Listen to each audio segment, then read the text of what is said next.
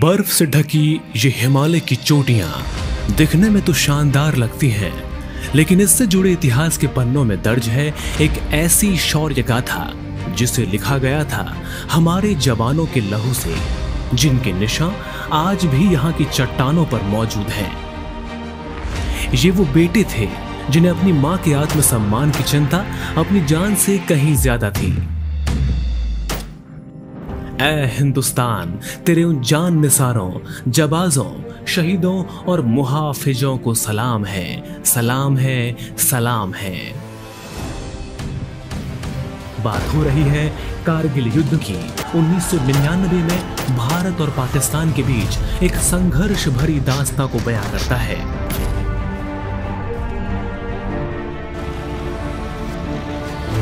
1971 की जंग में हमारी सेना के आगे घुटने टेकने वाले पाकिस्तान को कारगिल युद्ध में भी अपने धोखे की कीमत चुकानी पड़ी। सेना ने न केवल पाकिस्तान को अपने पराक्रम से रूबरू कराया, बल्कि ये भी दिखाया कि हम नैतिकता को युद्ध में भी नहीं भूलते हैं। कारगिल की ये विजय नए भारत की नींव का पत्थर है।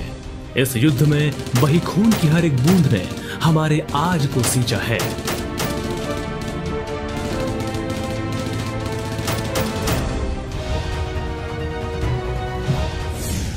26 जुलाई एक तारीख जो सिर्फ जीत की कहानी नहीं, बल्कि भारत के बलिदान, शौर्य और पराक्रम की एक मिसाल पेश करता है। भारतीय सेना के इरादे चट्टानों से भी मजबूत हैं और उनके हौसले पर्वतों से भी ज्यादा ऊंचे हैं, जिन्होंने कारगिल पर विजय हासिल कर एक मिसाल पेश की। आज 26 साल पूरे हुए उस पराक्रम के, उस शौर्य के और उस विजय के। नमस्कार, मैं हूं सुमन गोराना और स्वागत है आपका हमारे खास कार्यक्रम कारगिल विजय दिवस की शौर्य गाथा में। आज हम आपको बहादुरी की उस कहानी में ले चलते हैं जहां पर ना सिर्फ एक बहादुरी की मिसाल पेश की गई और ना सिर्फ ये किताबों में दर्ज की गई, बल्कि हर भारतीय के दिल में समाई हुई।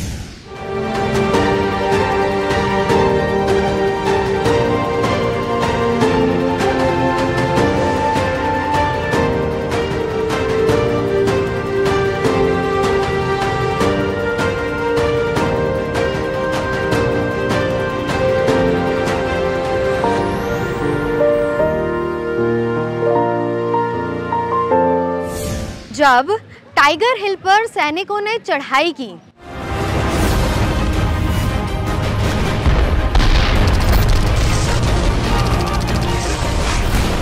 तब उन्होंने सिर्फ एक ही बात सोची, या तो तिरंगा लहराएंगे या तो तिरंगे में लिपटकर वापस लौट आएंगे।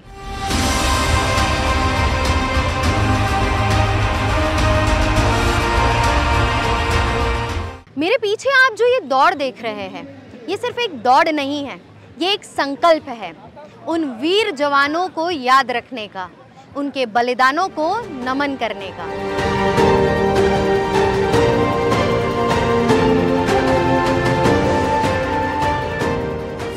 टोटल 2 प्रकार की विक्ट्री मैराथन रखी गई है, एक 5 किलोमीटर की एवं एक 10 किलोमीटर की। इस विक्ट्री मैराथन में बेसिकली हमने गांधीनगर और अहमदाबाद के वॉलंटियर स्टूडेंट्स को विभिन्न प्रीमियर इंस्टीट्यूट्स जैसे कि IIT Gandhinagar, Karnavati university, other institutions के स्टूडेंट्स को यहाँ पे बुलाया है।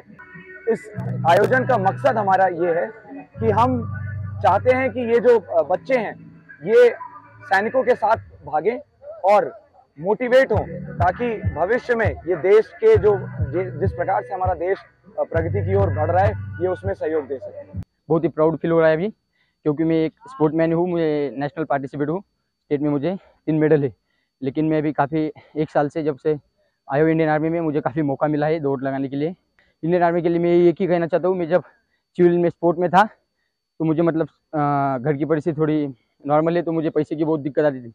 मैंने स्पोर्ट से इंडियन आर्मी में सिलेक्शन किया, फिर उसके बाद मुझे यहाँ पे डाइट मिल रहा है, प्रॉपर कोचिंग मिल रही है, हॉस्पिटल की सुविधाएँ पूरी, और टाइम भी मिल रहा है प्रैक्टिस के लिए। देशभक्ति के लिए मुझे ऐसा ही मौका मिलता रहा आगे, तो मैं अपने इंडिया का नाम बहुत ही रोशन करना चाहता हूँ। मेरा यहाँ पे अपना खुद का ही काम है, मतलब जीजा काम करता हूँ और पार्ट टाइम में सुबह और शाम मतलब प्रैक्टिस करता हूँ। तो ये सीजन की पहली इवेंट थी, तो अच्छा गया, जिस हिसाब से वेदर है उस हिसाब से बहुत अच्छा गया है। फर्स्ट रैंक है और अच्छा है, मज़ा आया और मैनेजमेंट भी बहुत अच्छा है भाई डिफेंस है तो मैनेजमेंट रहने वाला अच्छा, बाकी और सब एकदम मस्त है। देखिए गर्व की बात हमारे पूरे हिंदुस्तान वासियों को भी है, क्योंकि हम इसके लिए तो बहुत कुछ किए हैं, इसके लिए अभी भी कुछ भी करना पड़े तो कर सकते हैं। ये तो हमारा देश है, हम इसके लिए जान भी दे सकते हैं। और इनके साथ ये रन करके बहुत मतलब बहुत अच्छा लगा। सब लोगों का जो मोटिवेशन जो वो दे रहे थे मॉर्निंग के अंदर वो भी बहुत अच्छा था। तो ओवरऑल मैं बोलूँगी इवेंट बहुत ही शानदार था। डू पार्टिसिपेट, जब भी आता है एटलीस्ट हमारे देश के लिए हमें इतना तो करना बनता है। 5 किलोमीटर फर्स्ट वुमेन, ऑफकोर्स जब मैं रन स्टार्ट किया था तब मुझे लगा नहीं था, मुझे लगा भाई ये आर्मी डिफेंस का है तो यहाँ पुलिस में आर्मी के भी आएंगे कंपटीशन। बट ऑलवेज जब मैं रन करती हूँ मैं ये सोचती हूँ कि मैं जब भी रन करूँ मेरा बेस्ट दूँ, मैं हमेशा की कंपेरिजन में मैं अच्छा करूँ। तो मैं फर्स्ट आई हूँ तो मुझे बहुत खुशी है, आज मेरा डे बन चुका है। यहाँ मौजूद हर एक शख्स के चेहरे पर गर्व है और दिल में देशभक्ति। आइए जानते हैं इन सभी से कि वो क्या सोचते हैं इस मैराथन के बारे में और आज के दिन को लेकर। पर मतलब मैं पहले सिविल में रनिंग करता था, जो कि मेरे को शू वगैरह खरीदने के लिए इतना पैसा नहीं था, तो फौज से भी मतलब खेल सकता है ऐसा मैंने यूट्यूब में वीडियो भी देखा है बहुत है। अभी तक अविनाश साबले जो भी ओलंपिक में क्वालिफाई कर चुका है, उन लोगों को देख के आया है फौज में। શું નામ છે તમારું? સેફાત્રા રાજદીપ પજાભાઈ। અને કયા સ્ટાન્ડર્ડમાં છો? 5મા। ઓકે, કઈ સ્કૂલથી? દીવાન બલ્લુભાઈ પ્રાથમિક શાળા। ઓકે, તો આજે અહીંયા દોડીને કેવું લાગ્યું? બહુ સારું। તો તમને કોણ સપોર્ટ કરે છે ઘરેથી? પપ્પા કરે। સોલ્જર્સને જોઈને કેવું લાગે છે તમને? બહુ જ સારું। હું એક સાયકલર છું। ઓ 65 કિલોમીટર સુધી ચલાવી છું।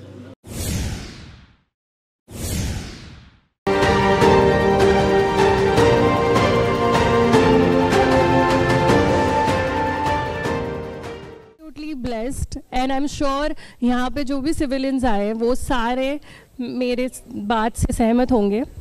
And look at the vibe, look at इतना अच्छा जोश, it's a different feel to see all this.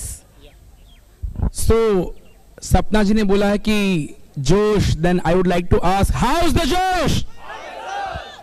High लग नहीं रहा है। How is the josh? Yes.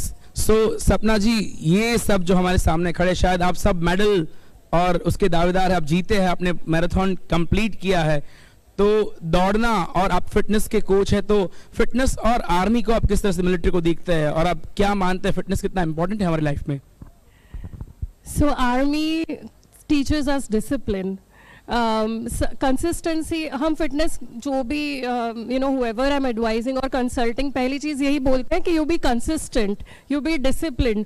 क्योंकि मंडे आता है तब लोग शुरुआत करते हैं, बर्थडे आती है तब लोग शुरुआत करते हैं, 31 दिसंबर पे रेजोल्यूशन लेते हैं कि 1 जनवरी से दौड़ेंगे, बट वो 2nd, 3rd, 4th जनवरी आते आते ख़त्म हो जाता है।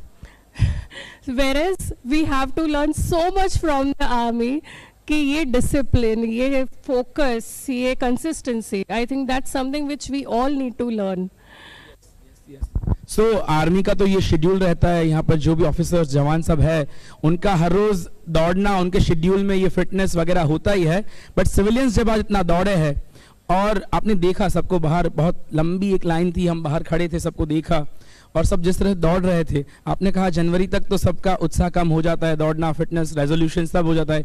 हम जुलाई में है, साल के एकदम मध्य भाग में खड़े हैं और ये उत्साह, ये माहौल है और fitness, fit India, fit Gujarat भी चल रहा है। हाँ, मैं थोड़ा एक्सेप्शनल केस हूँ, आप मुझे घूरना बंद कर देना। पर उसके बीच में किस तरह से आपने जो अपने इंस्टाग्राम पेज से आप सब किस तक पहुँच रहे हैं, तो किस तरह से रूटीन को आप चैनलाइज करें और सिर्फ कारगिल विजय दिन तक ही ये उत्साह ना रहते हुए आपके हर रोजमर्रा जिंदगी में किस तरह से इसको सजोए, उसके बारे में आप क्या कहेंगे? जागे हुए को जगाना डिफिकल्ट बात है। यहाँ पे जो भी खड़े वो जागे हुए लोग हैं, उनको पता है कि फिटनेस कितनी इंपॉर्टेंट है कि नहीं। मैं आपका अच्छा बोल रही हूँ, सही बात है कि नहीं? अभी आपकी क्या रिस्पॉन्सिबिलिटी है? आप अपने फ्रेंड्स को बोलोगे कि go for a run, go to the gym, वो जाएंगे 2-3 दिन जाएंगे, शायद फिर नहीं जाएंगे। बट अगर आप कंसिस्टेंट रहोगे, अगर आप डिसिप्लिन रहोगे तो लोग आपको देख के सीखते हैं, सही बात है कि नहीं? We all are role models to people who are watching us. So all of you should be good role models, ताकि आपको देख के लोग सीखे, क्योंकि आपको जगाना मेरे बस की बात नहीं है, जागे हुए लोगों को कोई जगा नहीं सकता, but we carry the vibe. आज इतना अच्छा माहौल है, ये inspiration throughout the year आप बरकरार रखिए, that's all I will say. जुड़ के सारी जनता, सारी पब्लिक, सारी बच्चे हैं और स्कूल के, कॉलेज के, प्लस हमारे जो मिलिट्री के जो जितने पर्सनल हैं वो आए और सम्मिलित हों और हमारे देश में यूनिटी इन डाइवर्सिटी उसका एक शानदार नमूना पेश करें। और हम सब अपने जवान, वीर जवानों, स्पेशली जो हमारे कारगिल के मार्टियर्स हैं, उनकी याद में हम उनके लिए उनको भावनीय श्रद्धांजलि अर्पित करें। सोल्जर्स हमारे लिए बहुत कुछ करते हैं, जॉब है उनका 24/7 365 days and they are never complaining, we never hear soldiers complaining. हम जो चैन से सोते हैं, हम जितने मूवमेंट्स करते हैं, जितने इनिशिएटिव्स करते हैं, वो उनके लिए ही करते हैं, तो एटलीस्ट हम एक दिन उनके लिए भाग सकते हैं।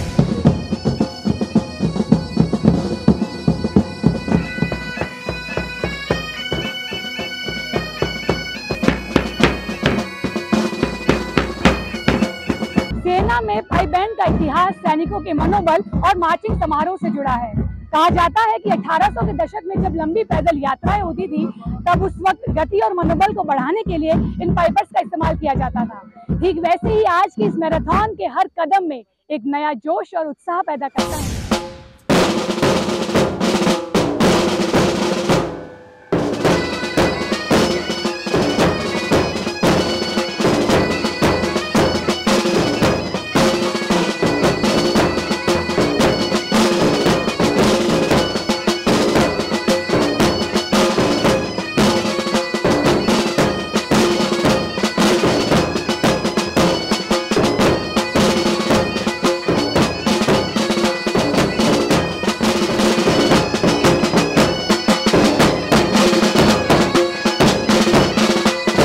आज हम 26 जुलाई कारगिल विजय दिवस की 26वीं वर्षगांठ सेलिब्रेट कर रहे हैं।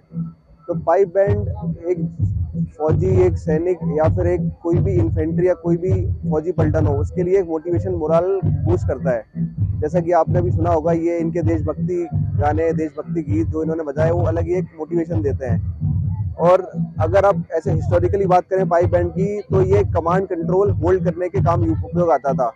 सपोज अगर आपको किसी समूह को कुछ ऑर्डर पास करना है, आप ऐसे कुछ बताएंगे, but with the help of pipe band, तो वो उनका अटेंशन एकाग्रित करता है और आपको ऑर्डर पास करने में इजीली होती है। बट आज की अगर हम बात करें तो ये बेसिकली जैसे कि जो विक्ट्री रन मैराथन थी कारगिल विजय दिवस पे, इस पे ये मोटिवेशन, सिविलियंस के एंटरटेनमेंट और देशभक्ति तराने प्ले करने के लिए इम्पोर्टेंट था।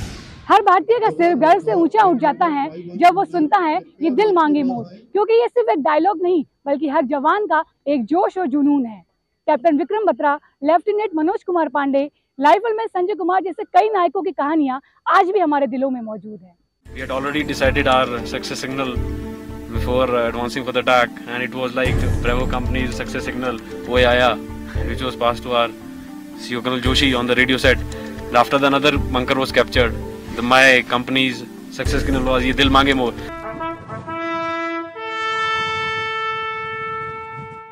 1999 में जब ऑपरेशन विजय हुआ, मैं खुद पठानकोट से अम्युनिशन कॉन्वॉय लेकर गया था गुमरी तक। तो मेरे ही साथ के जो ऑफिसर्स जो शहीद हुए हैं इसके अंदर, ऑपरेशन कारगिल के अंदर, कैप्टन कालिया, रॉय, मेरे साथ वाले हैं। तो मेरा से काफ़ी जुड़ाव है इस ऑपरेशन से। और उसके बाद से हमने वैली के अंदर काफ़ी ऑपरेशंस किए हैं और पिछले 25 साल के अंदर north east and northern command में काफ़ी हमने ऑपरेशंस किए हैं। शब्दों में इसको बताना बड़ा मुश्किल होगा। यदि कोई चाहता है तो ज़रा देखे जाकर पहाड़ियाँ, जो ज़िला पास के पार जाकर देखिए कैसी दुर्गम पहाड़ियाँ हैं। उन पहाड़ियों में हमारी सेना ने और जूनियर लीडर्स ने और सीनियर लीडर्स ने किस तरह से ऑपरेशन प्लान किया और जो दुश्मन ऊपर बैठा था उसको पूरा विदिन 15 डेज खदेड़ दिया वहाँ से। वहाँ बहुत ही एक देश के लिए एक मर मिटने का माहौल था। जैसे ही आप जो ज़िला पार करते हैं, अलग ही वहाँ माहौल था। जो भी सैनिक था उसके चेहरे पे केवल उसका मोरल, मोटिवेशन, कुछ पाने का है उसका जज्बा था। मैं बताना चाहता हूँ कि आज का भारत बहुत अलग भारत है और जो कश्मीर में जो स्थिति है वो हम सेना अकेले ने नहीं बना पाई है। वो वहाँ की जो आवाम है, वहाँ की जो पुलिस है, हमारी जो पैरामिलिट्री फोर्सेज हैं उनके सहयोग से वहाँ बहुत ही शांतिपूर्वक स्थिति है। मैं सबसे ये रिक्वेस्ट करना चाहता हूँ कि आप जाइए और कश्मीर की वादियों का लुत्फ उठाइए। ये दिन है उन शूरवीरों को सलाम करने का जिन्होंने हिमालय की ऊंचाई पर भारत का तिरंगा लहराने के लिए अपने प्राणों की आहुति दे दी, जिनके बलिदान और त्याग के मिसाल आज भी हर जगह दी जाती हैं और जो हमेशा हम सभी के लिए प्रेरणा स्रोत बने रहते हैं। नया हिंदुस्तान घर में घुसेगा भी और मारेगा भी। सर आप किस रेजिमेंट से हैं? मैं JAK regiment, Jammu and Kashmir regiment. Sir पहला सवाल आपसे यही है कि आप किस तरीके से सेना में जब आप आए तो उसके बाद आप किस तरीके से इसमें कार्यरत हुए और किस तरीके से एक जवान जो है वो एक और जवान को प्रोत्साहित करता है ताकि वो आगे बढ़ सके? सर्वप्रथम मैं 2001 में इनरोलमेंट हुआ था जम्मू एंड कश्मीर राइफल, जो कि जबलपुर में हमारी ट्रेनिंग सेंटर है। उसके बाद फर्स्ट पोस्टिंग मैंने पुंछ में काटा था, जो जम्मू एंड कश्मीर में मतलब उस टाइम 2001-2 के करीब बहुत मिलिटेंसी टेररिस्ट वाली जगह थी। तो उस टाइम हमने मतलब काफ़ी एक यूनिट लेवल पे काफ़ी अच्छे काम किए थे, जो कि उस टाइम हमें यूनिट को एक यूनिट साइटेशन से सम्मानित किया गया था। इसी प्रकार से हम आगे बढ़ते गए। अभी मेरा 24-25 साल नौकरी हो गई है, तो अभी के हिसाब से जो फौज में सबसे पहले तो मैं बताना चाहूँगा कि देश पहला, उसके बाद सेकंड नंबर पे आता है फिजिकल फिटनेस। अगर हम देखें क्योंकि जो एक सैनिक को कोई भी काम करने के लिए उसकी शरीर सबसे पहले फिट होना जरूरी है। अगर शरीर फिट होगा तो उसकी जो एक मेंटली जो मानसिक है स्थिति वो भी फिट होगा। उसके हिसाब से कोई भी काम, कोई भी टास्क उसको मिल सकता है, तो उस हिसाब से उसको अपना काम करने के लिए मतलब तत्पर रहेगा और काबिल रहेगा। तो सेना एक बहुत अच्छी चीज़ है और खासकर हमारा ये मुहूर्त है कि यहाँ सेना के बीच में जो कार्य होते हैं वो एक डिसिप्लिन से हो जाता है, जो कि सिविलियन और हमारे में काफ़ी फ़र्क पाया जाता है। और हमारी दिनचर्या जो है सुबह से लेकर शाम तक जो है एक रूटीन में रहती है। किस तरीके से आपने जवान बनने का जो ये सपना था उसको पूरा किया? मैम मैं अक्टूबर 15 में एनरोल्ड हुआ था।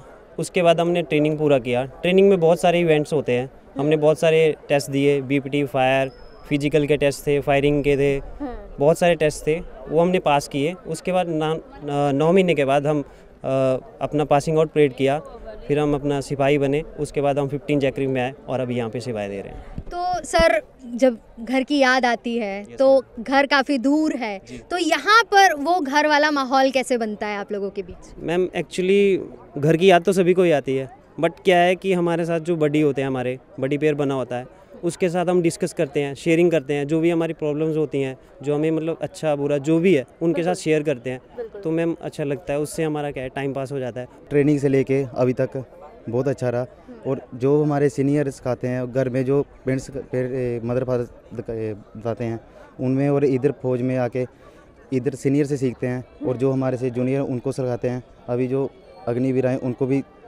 यही शिक्षा बता रहे हैं कि जो नीचे वाले लेवल है उनका अपने हिसाब से चलते रहना, काम करते रहना। अब बड्डी पेयर में बटे हुए हैं, उनके हिसाब से काम करते रहते हैं हम। जैसा कि घर में अपने माँ बाप होते हैं, ऐसे ही फौज में सीनियर्स होते हैं। जैसा माँ बाप सिखाते हैं ऐसे ही फौज में सीनियर सिखाते हैं हमें। बिल्कुल।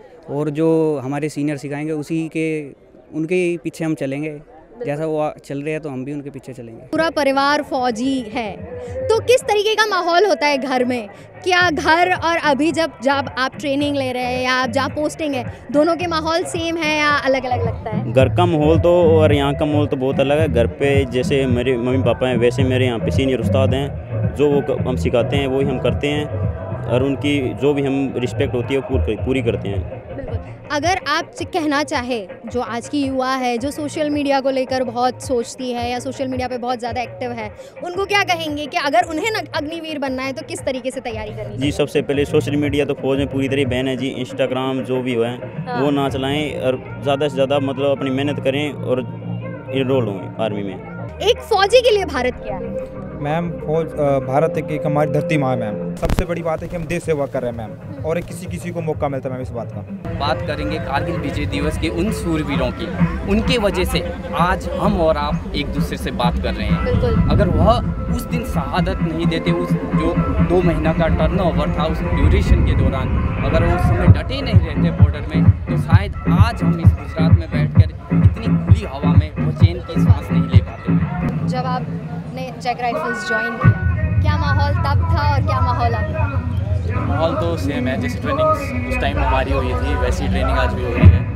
और उस टाइम हमारे को ट्रेनिंग में जब हम सेंटर में आए थे, रिक्रूट हुए थे, तो हमारे को सारे टेस्ट पास करने पड़ते थे, हमारे फिजिकल्स, रिटन टेस्ट और नेविगेशन, डे नेविगेशन और भी एडवांस ट्रेनिंग्स होती थी, और सारे हमने पास किए। फिर हमारे को अपनी बटालियन में आए हम 15 जैकरिक में।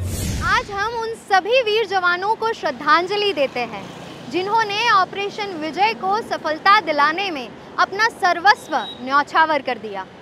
कारगिल विजय दिवस पर एक संकल्प ले कि हम अपने देश, अपने जाबाज जवानों को और उनके बलिदान को कभी नहीं भूलेंगे। कारगिल विजय दिवस सिर्फ एक तारीख नहीं है, ये हमारी पहचान है, हमारा अभिमान है, और ये जो बलिदान हमारे देश के जवानों ने दिया है वो कभी लौट के तो वापस नहीं आए, लेकिन हमारे दिलों में सदैव के लिए अमर हो गए।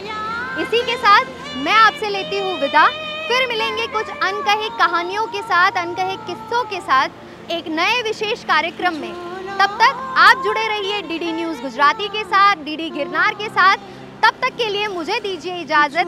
नमस्कार, जय हिंद।